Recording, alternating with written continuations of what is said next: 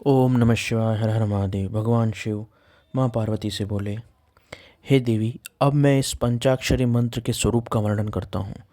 आदि में सबसे पहले नमः शब्द का प्रयोग करना चाहिए, उसके बाद शिवाय पद का। यही पंचाक्षर मंत्र है।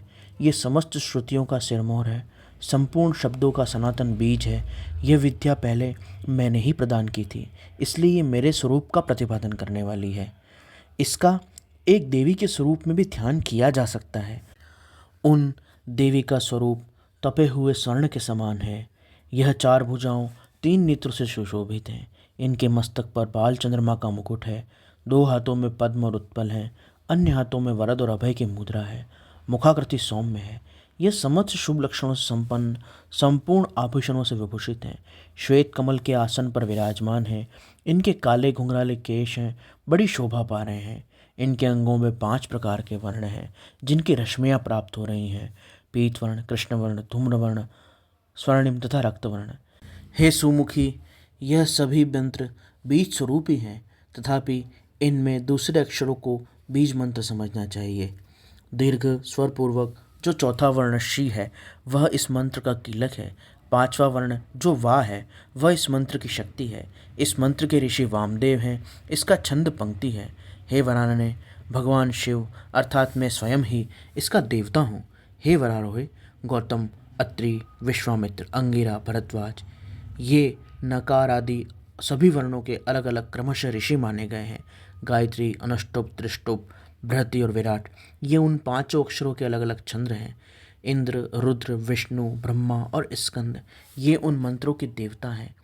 इस प्रकार ओम नमः शिवाय मंत्र का जाप करने वाला इन सभी देवी देवताओं की प्रसन्नता प्राप्त करता है, अर्थात उसने सभी की पूजा कर ली, उसने सभी को संतुष्ट कर लिया। इस प्रकार समझकर इस मंत्र का बहुत जाप करना चाहिए और इसमें एकाग्र होकर समाधिस्थ होना चाहिए। इस पंचाक्षर मंत्र को मूल शिव विद्या जानना चाहिए। इसे मूल शिव विद्या तथा मूल शिव सूत्र के रूप में जानना चाहिए। शिव संबंधित जो बीज अर्थात ओमकार है, जो इस मंत्र के सबसे आरंभ में उपयोग होता है, वह मेरा हृदय है, अतः उसका हृदय में न्यास होता है। शिकार कवच है, उसका भुजाओं में न्यास होता है। वकार नेत्र है, उसका नेत्रों में न्यास होता है। यकार अस्त्र है, उसका उसी प्रकार से अस्त्राय फट करके चारों दिशाओं में घुमा के और फिर न्यास होता है। यदि इसी मंत्र को नमः शिवाय ये इस प्रकार से जपा जाए तो यह तुम्हारा मंत्र है। इसके कहने से यह देवी का मूल मंत्र हो जाता है। अतः साधक को इस मंत्र का भी जप करना चाहिए। साधक जिस प्रकार की श्रद्धा और भक्ति रखता हो, उसके द्वारा वाणी और शरीर के अनुसार भगवान का पूजन, जप, होम आदि करे।